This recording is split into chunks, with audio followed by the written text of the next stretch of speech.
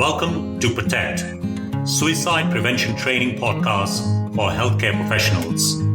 I'm Manan, consultant psychiatrist, founder, and head of faculty at Progress Guide. Hi, I'm Mahi, your host for episode 4, Using the Compass. Manan, the 4 care quadrants of the care compass that you outlined in the previous episode builds nicely on the nautical metaphor of navigating rocky waters. One can use it to conceptualize and understand recovery and the various pitfalls in the context of suicidal distress. But will you actually use this theoretical framework in delivering clinical care? In short, yes. Developing a person-centered care package involves considering the person's history, current presentation, and most importantly, what the person defines as a life that is meaningful to them. This information can be projected onto the compass from the point of view of the person in distress, their family, and the professionals. It captures where the person is now and where they are headed and provides the promise of recovery. It is a visual map or a prop for some key conversations like capturing hope, understanding risk and safety, resolving differences of opinion. So how will you use the care compass to capture hope? Safety is the first priority in a suicidal crisis, and it often entails the loss of personal freedoms. Feeling that the locus of control is no longer within one's sphere of influence engenders a sense of helplessness and may perpetuate suicidal feelings. This is not uncommon on an inpatient ward. To mitigate this inherent risk in life-preserving actions, the care compass can be used to explain that even in the most restrictive of settings, there are some decisions that the person can make or is making. These decisions might not seem much and generally relate to how they engage with the treatment on offer. Affirming and plotting on the care compass all positive steps taken by the person in the midst of a crisis serves as a visual reminder that in small but definitive ways they are influencing the course of events. While receiving prudent care, capturing and feeding back the choices they have exercised support the rediscovery of hope and self-belief. This can be done really easily with the visual prop, which the care compass is. I suppose both hope and self-belief are crucial in mitigating risk and enhancing safety. Is that what you meant when you said the care compass can be used to understand risk and safety? Yes, an extension of capturing hope is an informed discussion on why it is important to strike a balance between risk-taking and the current resilience of the person. Using the transition from prudent care to the remaining 3 care quadrants, professionals can explain to the person and their families different kinds of risk-taking processes. An honest attempt in helping the person understand the thinking behind the different approaches. Say, for example, clinically, what is risk-prone or what is risk-averse, and what is the balance between the two, which we normally describe as positive risks. This may help them see that what they might consider restrictive and describe as risk-averse may be risk-prone in the professional's mind, and vice versa in other situations. Explanations of how the treating team are trying to strike a balance between maintaining safety and letting go generally go down well. This brings them on board for the journey ahead. I can see what you mean by using the care compass to resolve differences. Will you use the care compass to establish how the person themselves believe they are tracking? Absolutely. And if there is a clear difference of opinion between the treating team and the person or support network, the care quadrants and the associated risk-taking approaches can be sensitively explored to establish a middle ground. For example, an individual might feel ready for discharge, but the treating team might consider this premature. Following the care quadrant discussion, a safe compromise might be reached in which the family take responsibility to mitigate risks for a day leave trial. If successful, this could be followed by overnight leave. The compass provides a direction around which shared decision-making can crystallize, returning the locus of control to the person and guiding future recovery. In prudent care, the person is extremely fragile, so positive risks will be small and supervised in nature. With improving resilience, the risks might appear bigger but are in keeping with the same principle of appropriateness. The converse difference of opinion might also arise. For example, a person may not feel ready to step down into primary care, but the community case manager might feel they are ready. Using the care compass, the trajectory they have taken together could be explored. This would often highlight the source of anxiety, making it easier to mitigate. It might involve revisiting the relapse prevention plan, close liaison with the general practitioner, family coming on board, and an agreement for rapid reaccess in the first 6 months. Shared decisions around positive risk support the desired direction of the compass, from the bottom left of prudent care to the top right of permissive care. When a difference of opinion creeps up, a genuine, honest, empathic attempt to communicate and support the person and their natural circle of support to take ownership of maintaining safety and working towards self-reliance will resolve the dissonance. In terms of constructing a therapeutic alliance, the discussions that precede the shared decision are as important, if not more, than the decision itself. So the care compass can be used to capture hope, provide a better understanding of risk and safety, and to find common ground when there is a difference of opinion. Are there any other uses of the care compass? That is a really interesting question. I believe that the care compass can be used to address entrenched culture. The care compass can assist in the mindset shift, helping us move from what's the matter with you to what matters to you. Rarely would someone be tipped into suicidal distress over something that does not matter to them.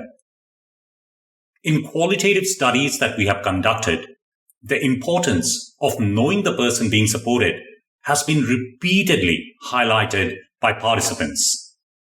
The care compass could be a vital tool to bring about this mindset shift, moving from what's the matter with you to what matters to you. Practitioners move from a deficits-based approach of fixing people to an assets-based one of re-enabling. It requires practitioners to move from top to tap and travel with the person. When setting and delivering treatment goals in prudent care, systematically understanding and addressing what matters to the person will mitigate the dynamic fluctuations and risks that are often missed. Given the issues that are being addressed are important to the person, there will be greater engagement. Safety is an automatic consequence. The same can be said of permissive care, when engagement with the recovery journey can be considerably enhanced if issues that are meaningful to the person are addressed. Navigating the hearts and minds is important to support anyone with mental health challenges, but is particularly so in the person who views suicide as a solution to unbearable psychological pain. Are there successful examples of such culture change in terms of less restrictive care or positive risk-taking?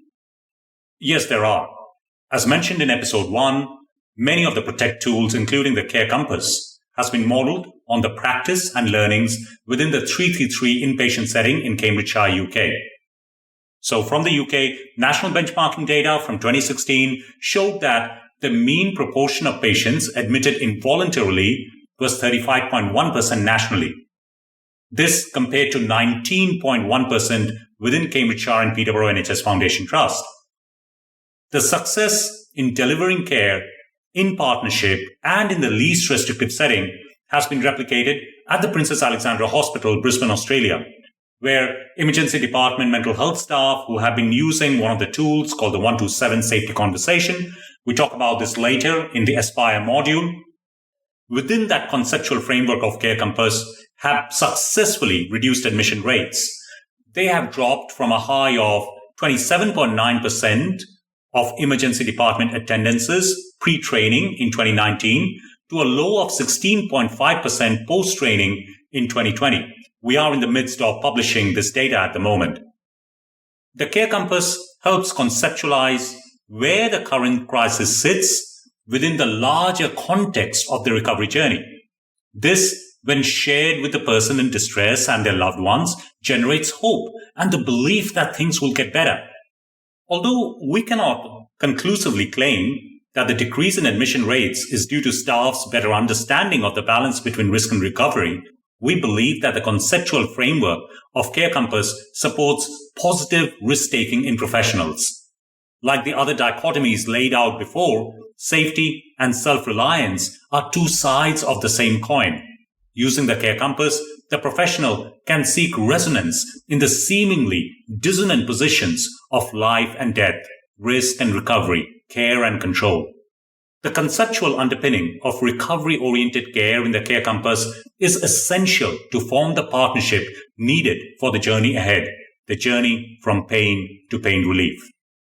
So far, a lot of the examples and the narrative is around inpatient care or care in an emergency.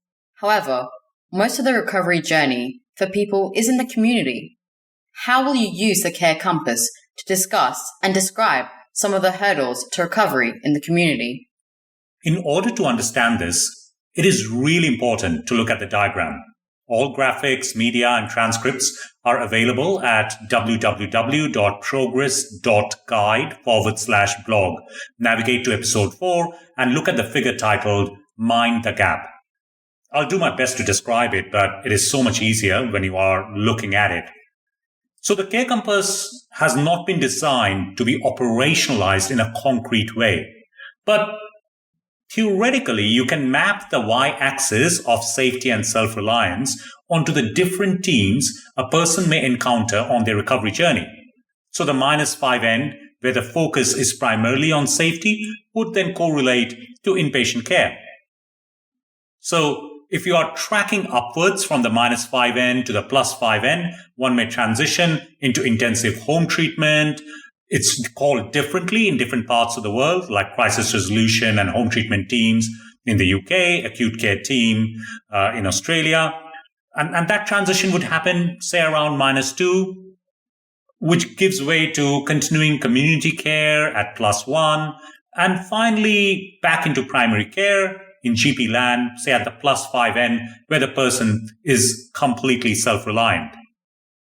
The x-axis could represent the passage of time, -5 being the time of initial presentation in suicidal crisis, and then the person gradually convalesces, becomes increasingly more resilient as they approach the +5 end. If this is the case, the person's recovery journey, represented in the diagram Mind the Gap by the red arrow, should go from the bottom left to the top right. Secondary care professionals, represented by the blue arrow in the diagram, will track along with the person, with their role gradually receding and ceasing altogether when the person transitions into primary care. Of course, no one's recovery journey is a straight line, and there will be ups and downs. So almost that wavy line that you see in the diagram, that is what the recovery journey would look like. However, in broad terms, this is what recovery ought to look like, a journey from the lighthouse on the shore where prudent care is delivered to the open waters of permissive care with the person at the helm steering through the challenges that life brings forth. However, on this recovery journey, many hit the ceiling of expectation that care providers have for them. For the purpose of graphical representation, in the diagram we have put the marker down around fortnightly appointments with the case manager. So instead of progression towards primary care, the person gets stuck in the secondary care system with repeat appointments. The reasons are similar to those outlined in prescriptive care. But irrespective of what causes it, there is a gradual erosion of self-belief and increasing reliance on the professional and services. In time, the professional's trajectory of fortnightly review begins to change the expectations the person living with mental health challenges has of themselves. They no longer have the confidence to sail solo and progress to the top right corner, which would be the +5 end of the Care Compass. Instead, they begin to track the professional's trajectory of needing to be seen once every fortnight. Care providers often justify their presence in the person's life under the title of maintenance treatment, But in reality, this is what illness saturation and dependence looks like. This can be witnessed in inpatient settings too, with people getting stuck in the prescriptive care quadrant. Most professionals will recall some patients where the lack of confidence in safely managing care in the community has resulted in prescriptive care on a psychiatric ward and an endless battle between the services and the person. This is often seen in people with severe and complex borderline personality disorder, where opinions can be extremely divergent as to what is in the person's best interest. However, generally, because of the pressure on beds, professionals are quite mindful of striking a balance between risk and recovery on inpatient wards. But this can be easily overlooked in community care. The person's journey in the community should have been upwards and onwards, not just sideways. If services do not mindfully monitor their risk-taking threshold in the community, they will have to deal with the missed opportunity of the person becoming self-reliant and an expert in the management of their condition, represented diagrammatically by that green arrow. The sad truth is that the gap between where the person should have been and where they end up is an ever-increasing gap. Where the person ends up is an iatrogenic effect of services failing to let go in a safe, effective, and timely fashion. The longer professionals hold on after their work is done, the longer the gap becomes. It keeps growing with time. So let me see if I've got this correct. You were suggesting that the care compass can be used to constructively review and challenge one's own practice, or it can be used as a reflective tool within a peer group of mental health professionals. One may be genuinely concerned about the well-being of the person they're supporting in the community. However, unknowingly, they may be creating dependence and the community version of institutionalization. In your opinion, reflective practice using the care compass can help mind the gap between what a person can be and what they might become if we do not let go in a timely fashion. That is spot on. The care compass will help strike this balance between risk and recovery. Without risk, there is no recovery. With the right care, the person has more control. Thank you for listening. If you have found this episode helpful, do share it with colleagues who might benefit from a deeper understanding of assets-based, recovery-oriented care using the Care Compass.